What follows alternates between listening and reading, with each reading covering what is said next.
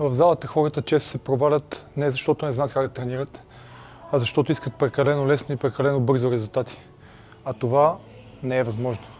Именно за това ще поговорим днес.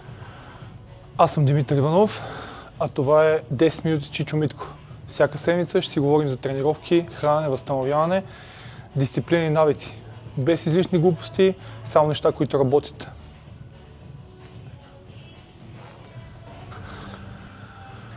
В залата идват всякакви хора. И по-голямата част от тях очакват резултатите да дойдат на момента, веднага. Идват хора, които си мислят, че знаят всичко.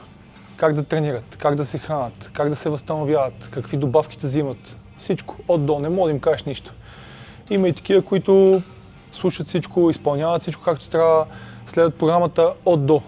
И истината е, може би, че и едните и другите имат своя напредък.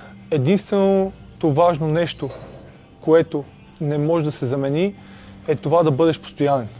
Без постоянство напредъка е невъзможен. Няма как да тренираш 2 седмици, после отидеш на море месец, след това да дойдеш пак за една седмица, да изчезнеш на почивка, да нямаш време и така нататък и да очакваш някакви магически резултати. Работата е там, че трябва постоянство. Във времената, в които живеем, сме свикнали да получаваме всичко с един клик. Поръчваш, плащаш, доставят. Само че тялото няма копче за апгрейд. Тук в залата и формата се плаща с време и доста пот. Истината е така. Просто нещата се случват бавно и само те, които не се отказват и са последователни в преследването на целите си, в залата само те успяват да влезнат в форма, да се чувстват по-добре, да напредват с тренировките, издържливост, качества и така нататък. Аз мисля и съм сигурен, че няма толкова зает човек, че да не може да отдели час и половина, в които да дойде да тренира. Независимо дали ще е в залата, дали ще излезе навън да спортува някакъв отборен спорт, на разходка в планината, да бяга или каквото и да било. Никой не е толкова зает, всичко е въпрос на приоритети. Хората трябва да разберат, че тялото ни е единствено и ако не се грижим за него, проблемите и болешките ще започнат.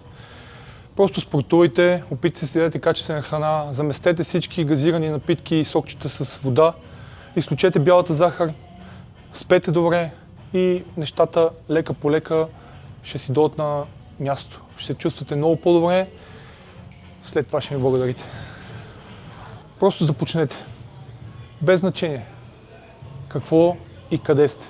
Започнете не от понеделник, не от първи, не чакайте перфектния момент. Започнете сега, днес, утре, следвайте плана, опитвайте се да карате стъпка по стъпка и ще видите как лека по лека ще може да постигнете целите, на които сте си поставили.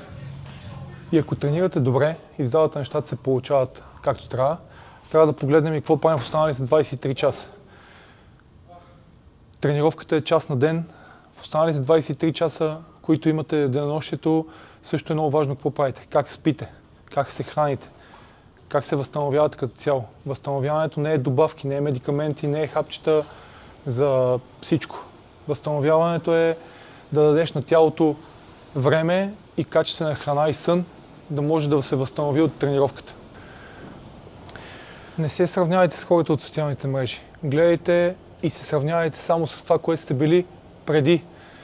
Не дейте да се вманячавате по хората от екрана на телефона си. Много често тези профили и това, което се показва там, не е реално. Така че не дейте да се сравнявате с тях, защото така много лесно ще забавите вашите цели и ще изгубите посоката си. Не се подвъргвайте по бързи и лесни обещания. 3 седмици дупе с ластик, 3 седмици топ форма за лятото и така нататък. Такива магически програми и хапчета не съществуват. Трябва да отделите време и да работите по вашия план. Моето мнение и правило е, че в залата не успяват най-талантливите, а тези, които искат най-много, последователни са и не се отказват. Благодаря, че отделиха 10 минутки с мен. Ако темата ви е била интересна и полезна и мислите, че някой друг има нужда да чуе, споделете я с него. До следващите 10 минутки, Чичо Митко.